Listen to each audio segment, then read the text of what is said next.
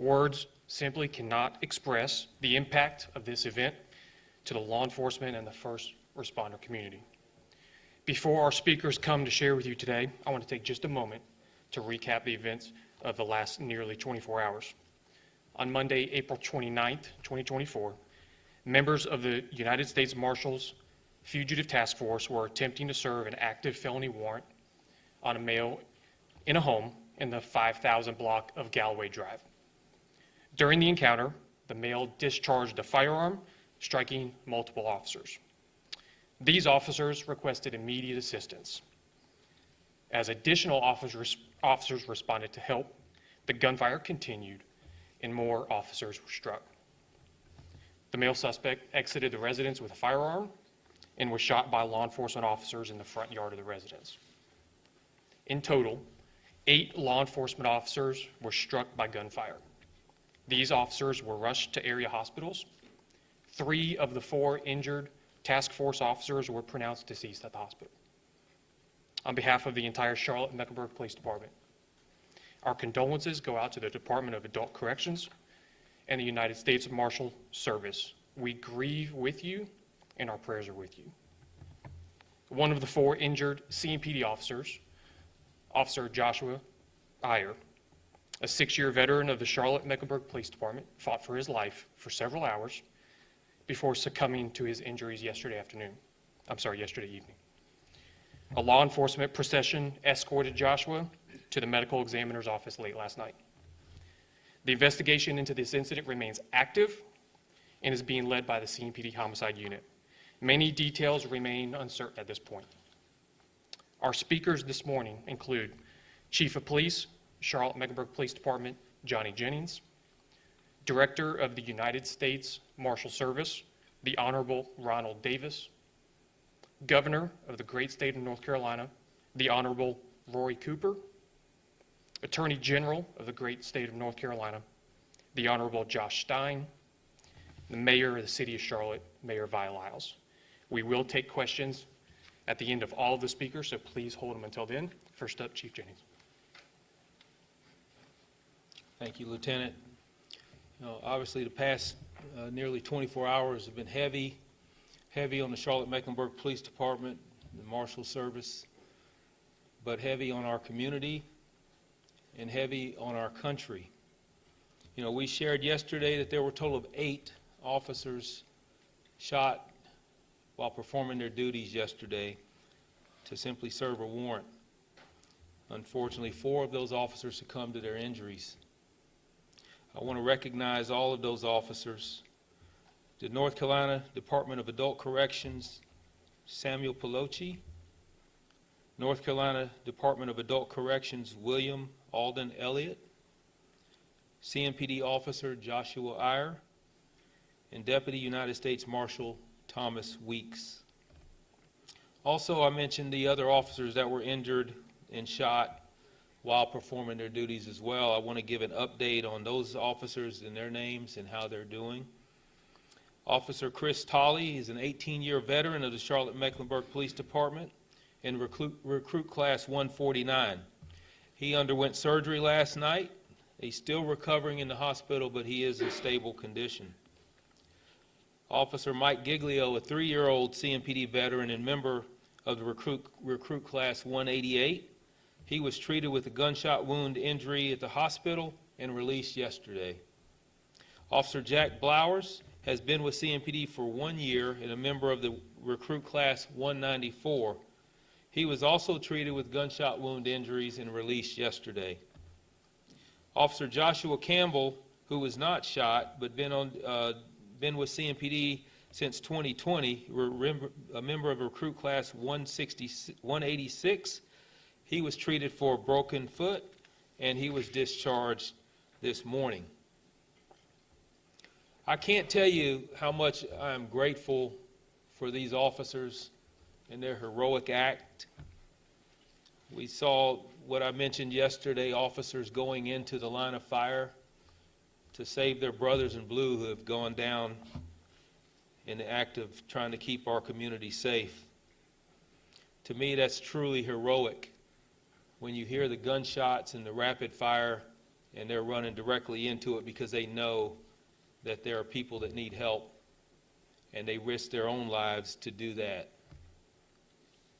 As I mentioned also, this is continuing to be an active and ongoing investigation. There's going to be some answers that aren't going to be able to be given, some questions that will linger at least for until we are able to get this investigation a little bit more complete. But I will tell you that there are, we talk about the U.S. Marshals Fugitive Task Force. There are 16 agencies that are involved in that task force. CMPD is one of those agencies. We currently have a sergeant assigned to that task force who was on the scene as well. Our investigators have worked through the night. The house is still being processed. You have to understand the amount of evidence that's going to be collected, probably well over 100 rounds of gunfire or of projectiles and casings that will be collected. But what I will say is that we did recover so far on the scene an AR-15 rifle, a 40 caliber handgun, and also additional magazines and ammo that goes both with the AR-14 and the 40 caliber handgun. We do know that the suspect that was shot and killed was the individual that the warrant was for and was going to be arrested for possession of firearm by a convicted felon. And we are still working through additional parts of that investigation. 2 females that were inside the residence that I mentioned yesterday who came out eventually, they are fully cooperating with the investigation. They have been talked to by the Charlotte-Mecklenburg Police Department homicide detectives, and we are not looking or interested in any additional suspects or any persons of interest. We feel like we have everyone involved that was at the house that we need to speak with. Also, indication right now is that 12 CMPD officers fired their service weapon during this incident. All 12 of those officers have been placed on administrative leave and will also continue to be investigated as far as interviews, both internally and within the criminal and internal investigation, which is standard for an officer-involved shooting. So this is certainly a tragedy that's going to impact, I would say, our country for a very long time. It's a scar on Charlotte, but a scar that won't heal. We're a resilient profession and a resilient city, and we will certainly get through this. But it will take time, and it will take support from all of our community as our officers continue to keep our community safe even through this tragedy. So thank you, and I'll turn it over back to Lieutenant Petrus. Thank you, Chief. Our next speaker is the Director of the Marshal Service, and that's Director Ron.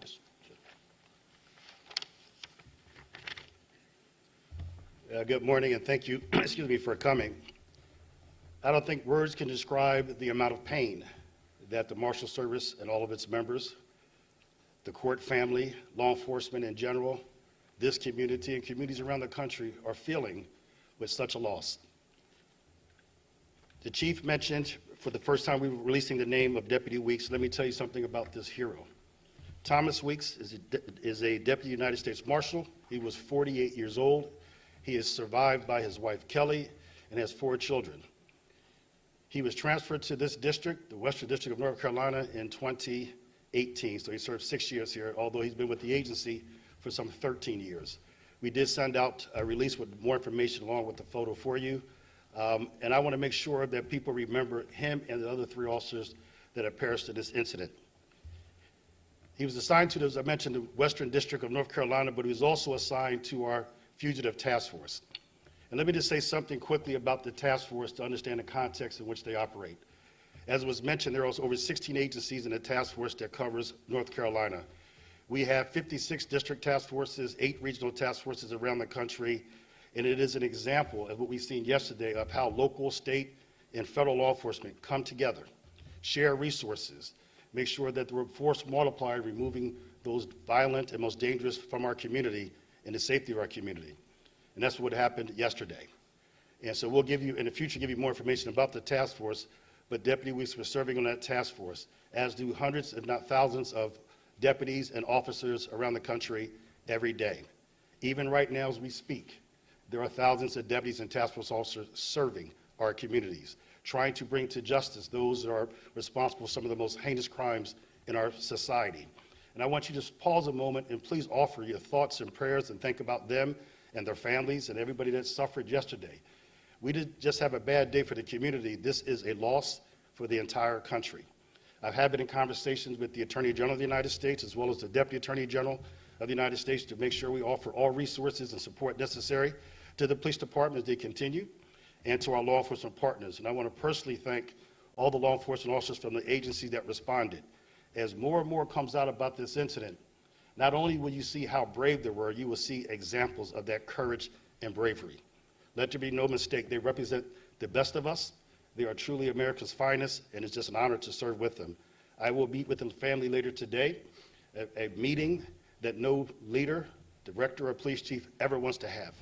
Losing a deputy, losing task force officers is like losing a family member, because quite frankly, they are family members. I don't have many words at this time other than say that inside my agency that I'm going to ask the men and women of the United States Marshal Service to continue their steadfast commitment to the American people, to continue the outstanding job that you do, and know and witness just the amount of support you have. This community, the Charlotte-Mecklenburg community, has been tremendous. Thank you very much for that. It is not going unnoticed, and I think the entire nation will see that, and we are appreciative for that. Thank you.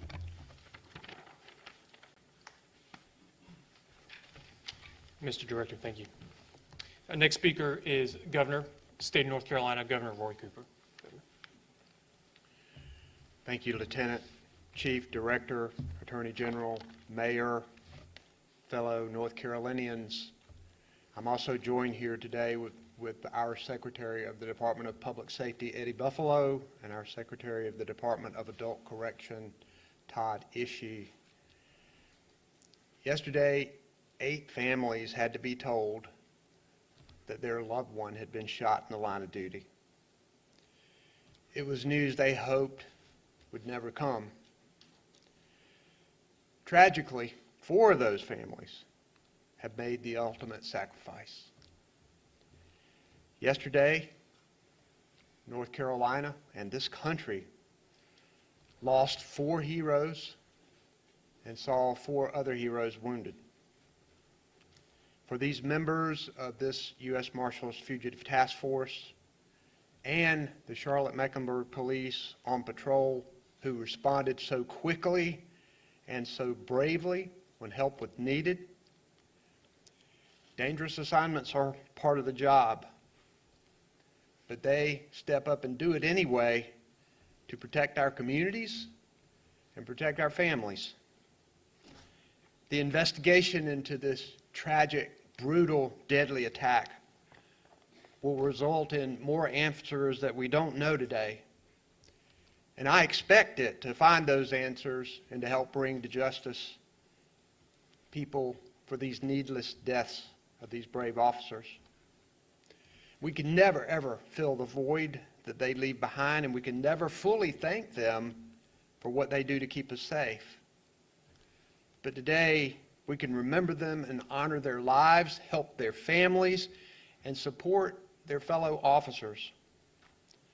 Among those killed were 4 public servants. 2 of them were state employees, task force members with the Department of Adult Correction, Sam Pelosi and Alden Elliott, U.S. Marshal Thomas Weeks, and Charlotte-Mecklenburg Police Officer Joshua Ayers. Those who died were dedicated to this work, and we're grateful for their bravery and courage. Yesterday, I met with some of the fellow officers and heard stories about these officers who lost their lives. They were good ones, people that you could trust, people who you could count on, and people who would risk their lives. And at the hospital, I also met with some of the families of those killed in the line of duty, and I met one of the wounded officers. What I told them was that the people of North Carolina are grateful for their sacrifice. Together we prayed, together we gave words of comfort. But I know that the emptiness left behind in these families will continue to run deep. And I ask that North Carolinians pray for these families and their law enforcement colleagues who are left behind in this tragedy, and to support those law enforcement officers that they've left behind. Our state will be with you for the next few days, weeks, months, and years ahead. I've received calls from all over the country, from President Biden, from federal and state cabinet secretaries, other governors across the country. They've offered any assistance that we might need. And our state will continue to offer resources and support as needed in the days and weeks ahead. And as we seek to heal and make sense of all of this devastation, as we seek justice, as we work to make our communities safer, I want to offer my deepest thanks to law enforcement at every level who continue to wake up every morning ready to serve despite the dangers that come with it. Our families are thankful. Our communities are thankful. Our state is thankful. May God bless you and the souls we lost. May God bless North Carolina and the United States of America.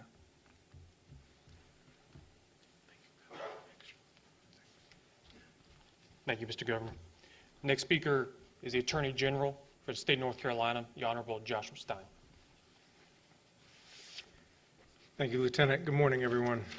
Chief Jennings, thank you for convening us to honor these fallen officers. Governor Cooper, thank you for your moving words. U.S. Marshal Director Davis, Mayor Lyles, thank you all for your leadership in this exceptionally trying time. Today is a day of heartbreak in North Carolina. 4 peace officers were killed in the line of duty yesterday and 4 more wounded. CMPD officer Joshua Iyer, Deputy Marshal Thomas Weeks, and 2 task force officers from the Department of Adult Corrections, Officers Sam Pelosi and Alden Elliott. Although our words are insufficient, we offer our most sincere gratitude for their selfless service, and we mourn their ultimate sacrifice. As we honor these officers, local, state, and federal, we also honor their families, who've now been forced to pay a heavy toll as well. We ask our peace officers to do something that is awe-inspiring, to run into the face of danger that every human urge is telling them to flee. But they do it to keep us safe. They engage the public. They patrol, they investigate, and they make arrests so that our kids can learn safely at school, play safely in the neighborhood, and sleep safely in their homes. But to serve and protect can come with fatal consequences, as we were tragically reminded yesterday here in Charlotte. The people of Charlotte have suffered an immeasurable loss. But I know Charlotte and all of North Carolina is full of the kind of people who will rally and take care of each other. So even though this city is mourning and in pain today, I'm certain that this community will not only come together to support each other, but to surround the families and friends and colleagues of these officers with the love that they need and deserve. The people of Charlotte are strong and will rise to the occasion. Thank you all. May God bless each of you. Embrace the families of the 4 murdered officers and heal the 4 who were injured. Thank you. Thank you, Mr. Attorney General. Our next speaker and final speaker is our very own Mayor Vi Lyles, Mayor of the City of Charlotte.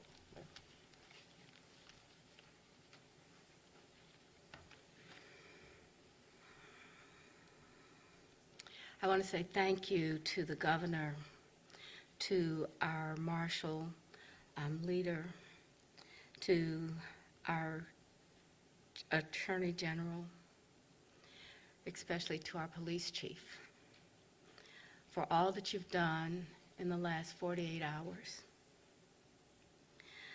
I want to thank each of you for coming out here today. I think you'll hear words that are important for us to heal. We're grateful that you have the presence here. I hope that everyone has an opportunity to tell a story that will connect us together again. To the men and women in law enforcement, we acknowledge your bravery, your commitment, your willingness to stand where others will not.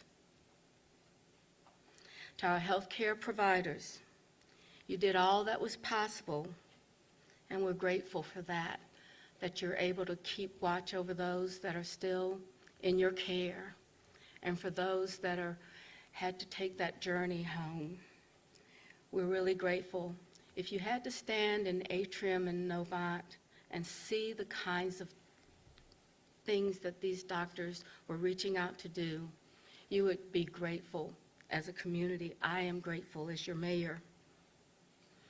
I want you to know that as we escorted Officer Eileen out, that the healthcare individual stood beside the wall. There were as many tears as you could imagine from the healthcare providers as it was for our officers, for the people that really understand and know this. I think that the healthcare providers were exceptional in their commitment to all of us. To the 4 families who gave that ultimate sacrifice, I want you to know we see you. We support you, not just today, but in the many days that are coming. Officer Eiler, his wife Ashley, his darling son Andrew, prayers as we go through this difficult time. But we as a community have to remember that at some point we have to give this back to those families, and I hope that we will all support. I want you to know that the President Biden did contact me last night to be sure that he wanted us to know that he cares about the people in this community, especially those that are no longer with us. I want to thank the mayors across this country for the texts. I've seen flowers laid at the police department's front door. I've seen words spoken that bring to all of us a sense of peace. I know that this community will continue to believe in the good, and there'll be many ways to express what we care about, especially our police and law enforcement officers. But I ask every one of you individually, let's just take a moment of silence right now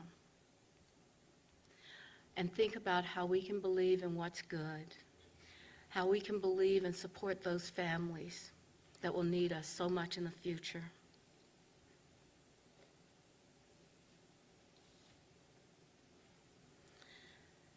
Charlotte isn't going to be the last place that this happens, but Charlotte will be the place that will heal with dignity and respect for everyone. Thank you very much for this time to express what we believe in this community, our values, our hope, and our prayers. Thank you.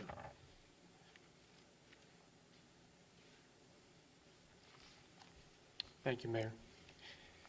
That does conclude all of the prepared remarks. Our speakers, all of them are available for questions that you have. I do ask that you identify who your question is for as you. Dave Malcolm with CBS News. If the suspect was already down in the front yard and you were still taking fire, where was that fire coming from? Who was shooting it and from where? Yeah, that's a really good question. We're still kind of sorting through that right now. We're not ruling out the possibility that someone else was firing as well, but we're also not ruling out the possibility that as we go through body-worn camera footage and as we go through interviews, to make sure that all of that timeline matches up. So once we are able to determine that, then we'll determine if we do need to look at other individuals or individual who might have been shooting. I know I mentioned yesterday some pretty forward remarks about a possibility of a second shooter. We are not ready to say that at this point. Chief David Hodges, WABC News.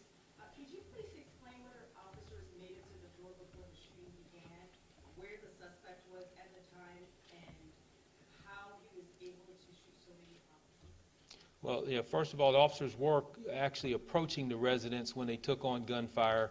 The suspect at the time had an upper advantage to the officers, so he was shooting from upstairs down at the officers, both front and back, which also could be an indication that we thought maybe there were multiple shooters at the time too, because gunshots were coming from multiple locations within the house. So that's part of the investigation we have to sort through, and we will certainly come to a conclusion on that at some point. Chief David Hodges, WBTV investigative reporter. Yes. One of the most common questions I'm hearing from the community right now is this person who's accused of killing these officers, should he have been out on the streets? So I'm trying to answer that. We looked at his criminal history, and even just in Mecklenburg County, found many charges that have been dismissed, including fleeing and eluding arrest, possession of marijuana up to half an ounce, driving with a revoked license, maintaining a vehicle going in place of a felony charge that was also dismissed.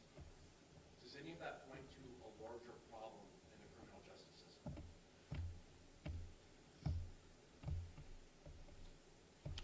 Well, let me say this. I know this individual did serve a significant amount of time in jail and had been released, but I can give you hundreds of examples of people that I feel like should not be out preying upon our citizens. And I've been pretty vocal about that, particularly with juveniles. What I'll say is that our system is not completely the where it needs to be, but we also have so many people involved. I really think we're overwhelmed. We're overwhelmed in the court system. Our district attorney is overwhelmed with the docket that we see within Charlotte, Mecklenburg. And I don't have an answer for that, but what I can tell you is that I am focused on holding people accountable for the crimes that they commit and making sure that accountability is appropriate. And whether that means incarceration, whether that means probation, or whether that means something as simple as a fine. But I firmly believe that we should be held accountable for crimes that we commit. And Ms. Price, with ABC 11, can you describe the relationship of those two females with the suspect? I'm not sure I want to release that right now, but that'll be coming out at some point. I know there was a relationship. They were in the house voluntarily, and one was an older female. I say older, but one was a juvenile 17-year-old, and the other one was a little older. So we'll get the relationship at some point, but not right now. Is it possible either two of them could still be arrested in relation to this incident? I won't rule out any possibility right now. They have not been charged with anything. They are cooperating with the investigation, but at this point, we're not charging them with any crime at this point. Chief, do any of the officers? Evan Labor, News Nation here. Quick question for you. You mentioned earlier about the gun that the suspect was using. You said that it was automatic. Did you mean fully automatic or semi-automatic? And then secondly, can you give us some context to how the task force approached the home? Did they go in as a tactical unit or with a tactical unit? And is that something that will be reviewed? Were they outgunned? Do they need to go in with more based on this person's criminal history? Well, first of all, it wasn't a fully automatic weapon that was used, and the officers the task force officers, I'll just say this: they are probably some of the best trained out there. The U.S. Marshal Service in Charlotte has a tremendous training facility, and they have access to train whenever they need to train, and they do train on their approach. So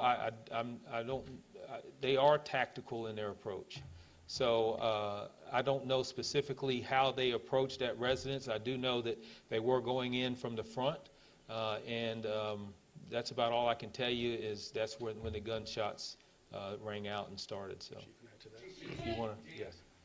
I'm sorry, before the next question, to also add to that, we provide significant training to all of our task force deputies and task force officers. And in fact, we have refined that training and developed it in 2011 based on another tragic year in which 10 deputy U.S. Marshals and task force officers were killed. So every task force officer, every deputy United States Marshal gets what we call high-risk fugitive apprehension training. But like any agency, will always take a look, and we will review this incident to see what there's lessons learned, what can be done. We are always striving to find ways to reduce deadly encounters and save lives, so we will definitely take a look. Thank you.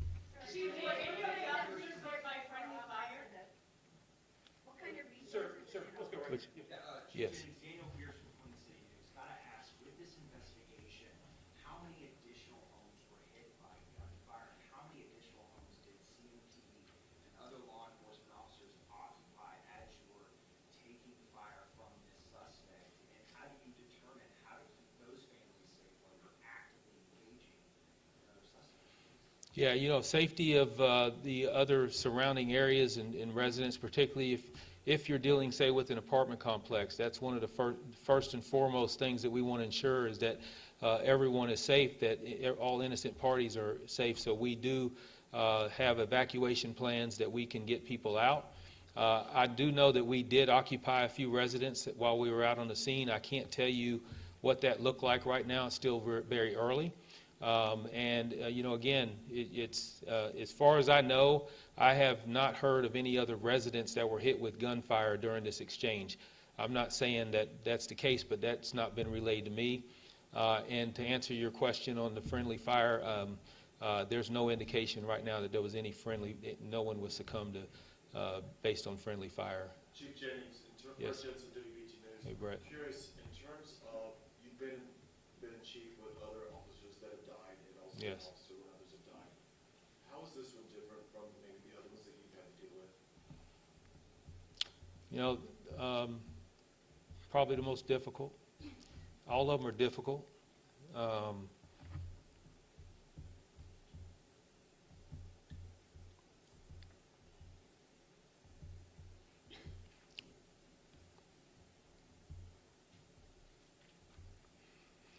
The last few days have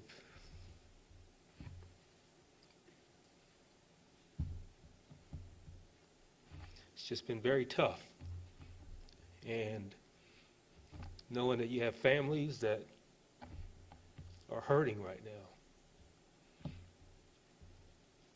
We'll get through it, though. Mary Ramsey with the Charlotte Observer. Chief, can you shed any more light on the timeline of yesterday's events? How soon after the task force arrived on scene did they begin taking fire? How long did the shooting last? How long did it take for other law enforcement to arrive on the scene? Well, I can say that, because we did have a sergeant on the scene that was part of the task force, that sergeant was able to immediately get on the radio and call for help. Our division officers quickly responded. As soon as they responded, they were met with gunfire. And they also recognized the need to rescue task force officers who were down by the gunfire. And then as they were trying to do that rescue, we had 4 officers shot as a result. Chief, you're sitting here with a lot of courage and trying to be strong. What are you doing to help cope with this? Because clearly, in your 30 years, you've never seen anything like this, not only for you, but your whole staff, the other departments, all the way up to the U.S. Marshal. How are you going to plan? What are you doing in the next few moments to cope with this? Because clearly, this is really taking a toll on everybody. It is. Let me say too that, just as the mayor talked about the support she's heard from across the country and Canada, and same for me. I appreciate so many text messages and emails that obviously I'm not able to get back to all of them, but phone calls that have come in, that just the support with my peers in other major cities, police chiefs in Canada. I'm just overwhelmed by the support there. What you see behind me, the support, for all of these very important people to come in and stand beside me and our department and our city. And that just means so much, and that's what keeps us going. And that's what it's all about. That's what Charlotte is all about, and that's who we are. I'm sorry, I'm going to speak for the Marshal Service as well. Unfortunately, we've been through some of these critical incidents before, some of these tragedies. So the United States Marshal Service has a critical incident response team that we call CERT. They have been deployed because you're right. It is, while we're worrying about others, while we are trying to take care of the community and the community is trying to take care of us, sometimes we don't take care of ourselves. And so the wellness of all of our staffs is very critical. And so we must now invest. The healing is going to be long, it's going to be tough, but I think if we stay together, we can get through this and heal and come stronger as a profession and as a community. So I would implore any officer, local, state, or federal, that if you need assistance, it's okay not to be okay, and make sure that you ask. And I would think we should just keep repeating that. And repeating that is always the goal of any leader of the agency, never to have this discussion, but to prepare for it. And equally important is to prepare that our people can have a safe, healthy career, and so that they can retire in good shape, both emotionally and physically. So thank you for that question. Sometimes it goes unnoticed, but I appreciate that it did not, and that we are totally committed to making sure we take care of our people. Chief, Officer Iyer's reputation within the department, anything more to tell us today about what he was known for, what kind of officer he was, what kind of community guy he was? Yeah, absolutely. Thank you for that. You know, I mentioned Officer Iyer was just a few weeks ago, I'm shaking his hand, congratulating him for being Officer of the Month in our command center. And that's because of his work in the community, because of his work to getting guns off the street, and because of how he responds to his cases and how he treats people. And, you know, he's going to be sorely missed in this law enforcement community. And he was one of the ones that the kind of officer you want on your team. And as he demonstrated yesterday, he's the kind of officer you want to respond when you need help. He was rushing in to help a task force officer when he was taken on by gunfire. And then he finds himself from being the rescuer to needing rescue himself. And so I want to say, everyone, all of these individual officers that were out there, all 8 that were shot and injured, and all the hundreds that responded, they're heroes. They're heroes because they face dangers that most humans should not have to face. And they accept that danger, and not a single one of them backed away from that challenge yesterday. So I'm very proud of the men and women in blue from every agency that came out to assist yesterday. Director Jennings, in terms of Marshal Weeks, what more can you tell about him? Because he's also from the area, he's over at the World Fargo Golf Tournament. Yes. He was recently married not too long ago. So what can you tell us about him? So I had the opportunity to talk to deputies that know him, and I look forward to talking to the family later today. And this morning, the Court family, the Western District of North Carolina, actually shut down operations today, and they came together to honor Deputy Weeks. So the entire Court family, and as was described by one of the judges, I believe Judge Conrad, that no matter what task you gave him, he always had a smile. That everyone talked to him about, he's the person that you could count on, would volunteer, would be there through thick and thin, and was reliable and dependent. So, you know, is this a deputy's deputy? And so he's going to be sorely missed, not only by the district, but by the agency, and obviously for law enforcement. A tremendous loss. Chief, Jeffrey Conlon from the Associated Press. Was there a call between the suspect being killed in a second wave of gunfire where there might have been an opportunity where somebody might have been trying to ambush the officers as they may have been coming in trying to help out, or think the situation was over? Yeah, and what you're talking about on that pause is very difficult to kind of sort through right now. As we go through the body-worn camera footage and all that, to see when the suppression of gunfire was taking place. Was it after the individual was down?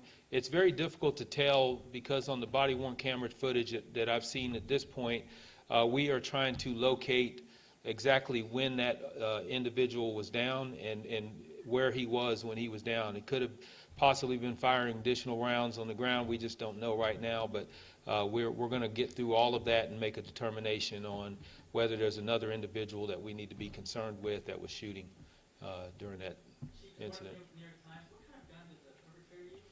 There was an AR-15, and then there was a .40 caliber handgun that was there as well, and also additional magazines for both of them, additional ammunition for both weapons that were there. So, Chief, can I guess, WSOC? yes, Condolences from the Channel 9. thank you. The AR-15, can you talk about the threat that poses to officers in a situation like that? Were they wearing body armor, and can that stand up to that type of gunfire in that situation? Now, the traditional body armor for police officers does not withstand a rifle round. So the AR-15 is able to suppress rapid gunfire and holds the magazines obviously holds a great deal of ammunition, and this individual is able to unload several rounds towards our officers within a matter of seconds. And being on high ground also gives the advantage. Even though officers were trying to take cover, they were at a disadvantage because the suspect was up at a higher level, and they were trying to return fire at an elevated, from a lower position to an elevated position. Chief, that sounds absolutely terrifying for any officer. I'm wondering if you could give us more details about how they approached and how much time passed from them arriving on scene to the gunfire erupting. I don't have a timeline to give you right now. We'll be putting together a timeline on exactly pinpointing when they arrived, when the first shots were relayed over the radio that they needed assistance. But a lot of that information I just don't have for you right now to tell you how they approached it and how quickly. I do know that they were immediately met with gunfire, and there's indication that the suspects saw them coming to the house prior to them getting to the front door. And I'd just like to ask about those firearms. I mean, this is something everyone up here has talked about previously, but any idea of how he procured those, where they came from? Obviously, if he was a felon, he was Yes. them illegally. And I'd like to open up the question larger to everyone who's standing here. Yeah, I'd be willing to turn it over, but I will say that we are looking at how he acquired the gun. We will be, or all of the guns. We are making progress on that, and we'll be able to determine that based on the purchase of the firearms and who purchased them and how he acquired them from that individual. So we do have some very good resources out there that we are moving quickly to try to figure out where that gun was purchased and who purchased it. Chief, for you as the director of Davis Control Action Plan in Charlotte, what is the best way for the community to support your service members right now? I know there's, of course, the foundation and you're doing something over Yeah. there, but what's the best way to support? Yeah, I will tell you, our CMPD Police Foundation has been tremendous and have already, they were some of the first people to reach out and offer the support. I do know they set up a fund for all 4 officers and their families that's through their website, that they're going to actually set that money aside specifically for the 4 fallen officers. And there are going to be other ways, I'm sure, to support, but prayers are always something that we need as well to help us heal and get through it. But there's going to be plenty of opportunities for supporting of all the families, and CMPD Police Foundation has already started one. I'm going to introduce the Marshal for the Western District of North Carolina and ask him to come up and answer that question. But I do want to go back to the previous question, and it's mentioned when I talked to the Attorney General. I've also received contact from all of our federal law enforcement counterparts, and one would be the Alcohol, Tobacco, and Farm, the ATF Director, Steve Dennebeck. And so, as always, we work very closely or at the request or the assistance of any agency with dealing with firearms and tracking the purchase. So we look forward to that assistance. But may I turn over to the Marshal for the Western District? Terry Bergen, U.S. Marshal, Western District. Deputy Weeks was one of my team members. I worked with Deputy Weeks over the past 20 years in various assignments. I also knew the other 3 officers. And I'd like to leave you with this thought. If you could speak to each one of those fallen officers today and ask them the question, why? They'd say, why what? They say, why did you take the oath? Why did you become law enforcement officers?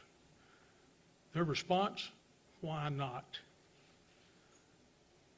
Second question, would you do this again, knowing your fate yesterday? Would you do it again? They would be a boisterous yes. They would not change a thing. The only thing they might change is saying, let me lead. Let me lead. They'd get a tussle over who was going in first. That's how brave they were yesterday, and that's how brave they were the day they took the oath of office. Thank you. Chief Jennings, given this suspect's criminal history, was he someone that was known to officers and familiarity with CMP? Not that I'm aware of. Each division has individuals that they obviously encounter quite a bit and they know of. I do know he had an extensive criminal history. I don't know the familiarity that they had with the division or how long he had actually lived at that residence or, you know, how he came about being there. So I don't have that answer for you. Chief, So, 5 years today since the shooting at UNC. How do Yes. these major incidents impact local law enforcement, whether it's CMPD or one of our neighboring departments? yeah. I truly believe incidents like this makes us stronger. I think it also makes more people that see this and say, I want to be a part of that. They see what we do for the community. They see that we are here to save lives. They see that we're here to ensure that each of you are safe in this community. And I can't think of a more honorable or noble profession, you know, other than our military services. But, you know, again, if people feel like they want to be a part of something special, and law enforcement, I will always believe, is a part of something special, and you don't get the satisfaction in any other profession like you do in law enforcement. Governor Cooper, in terms of, in the 7.5 years, you've had to go to a lot of these across the state with law officers. Do you have a general message that you want to say to the state about the officers and just these duties that you've always had to do in the last 7.5 years? Well, we need to recognize the dangers that they face, and we need more resources for better pay and better benefits and better training for our law enforcement officers so that more of them would be willing to come into the profession. And as I said yesterday when I was at the hospital, I ask people, when you see a law enforcement officer, to thank them for their work. Will there be any kind of public memorial plan for the fallen officers and any details yet on when individual funeral arrangements may be announced? There will be. We're working on that now. That'll all be announced. We are working with the families and see exactly how we want to proceed with memorial services. And as you know, next month, early next month is Police Week, and we are rushing to ensure that these officers are recognized during our memorial services for Police Week coming up in May. Can you please confirm the names one more time so we have them spelled correctly? You have them. So it's North Carolina Department of Adult Corrections, Samuel Peloche. His last name is spelled Polloche. North Carolina Department of Adult and Correction, William Alden, Alden, Elliott. Officer Joshua Iyer, last name is spelled Eyer. And Deputy United States Marshal Thomas Weeks, Weeks.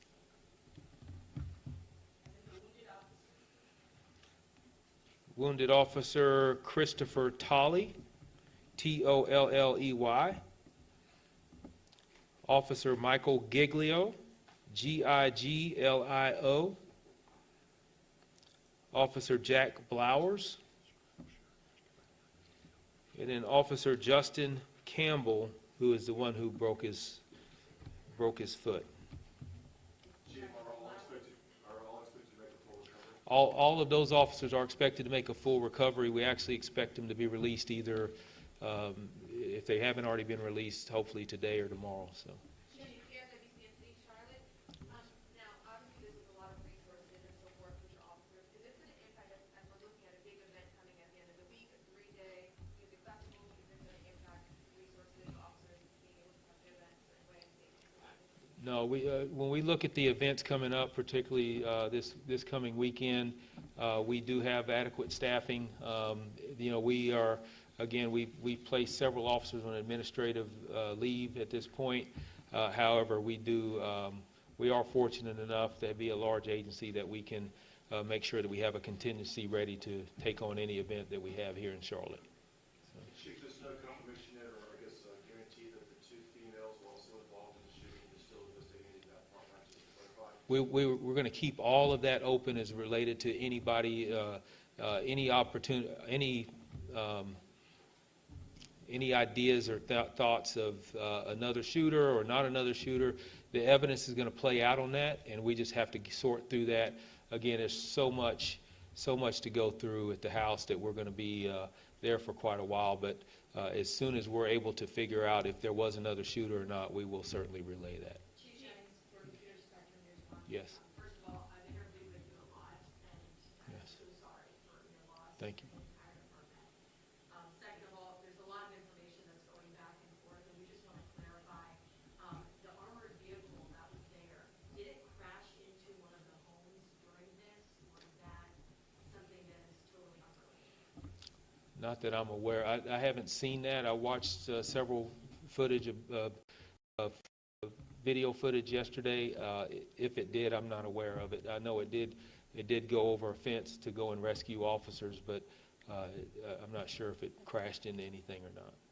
Chief, we saw, heading up 70 West OC, we saw a man on crutches entering headquarters this morning. Is that one of the injured officers already going back to headquarters this morning?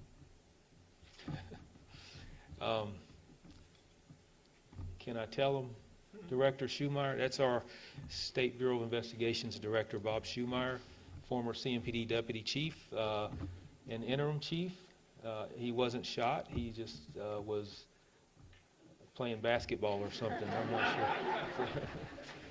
He's recovering from surgery, though. He's well. He's well. Chief, I wanted to piggyback off the question about the armored vehicle, and you may or may not be able to answer that. Was that vehicle, is that part of the plan when you're going in for, especially someone that has firearms? Was that vehicle already on site, or was that a SWAT that was called in later? Yeah, that was a SWAT contingency. That armored vehicle is a rescue vehicle, and it was absolutely perfect for the situation. When you have officers down taking on gunfire, you take that armored vehicle to protect the rescue individuals if that would have been on scene from the get-go, but you normally don't deploy that for a arrest warrant. So that's a SWAT deployment, and when SWAT was deployed, that was a resource that they used. One more question, a bit more details. How often or what circumstances do we usually work with marshals? Let me talk a little bit just to get a bit more clarity on that. Oh, we work with all of our federal partners and state partners all the time. Even when we're not a part of the Marshal's task force, if they need assistance in serving a warrant, we'll go by and stand in perimeter. We'll stand by them to secure their safety. So the relationship has always been strong. It's never been to where it's simply we leave them or they leave us without resources. But when the call is made on either side, it's answered on either side. So we have, again, like I said, we have assigned a sergeant to that task force earlier this year, and that sergeant was basically looking to increase the staffing to assist with the Marshal Service as we continue to show good signs of filling our vacancies and staffing for the department. So, it's not unusual for any task force. We're members of several task forces on the federal side within the Charlotte area, so it's not unusual for assistance within the police department. So, Confirming that Officer Blowers has been discharged? Officer Blowers, I believe, yes, he has been discharged. We're putting out a press release. Yeah. All right, One more. Yes. Will there be a photograph of Deputy Weeks and also confirming, did he go by Thomas Michael? Is that his preferred name? The press release, I was advised, if it's not out, will be out should be pushed out right now, including photos. And then his name is Thomas Michael, or he went by Weeks? Well, he's known as Tommy, but I'll let the marshal ask. I know him well, but I know his name is Tommy Weeks. And we call it TW. That's what he responded to. We'll get that out to you soon. Thank you. Thank you all for being here. Thank you for helping us memorialize and honor all of these officers involved. Thanks.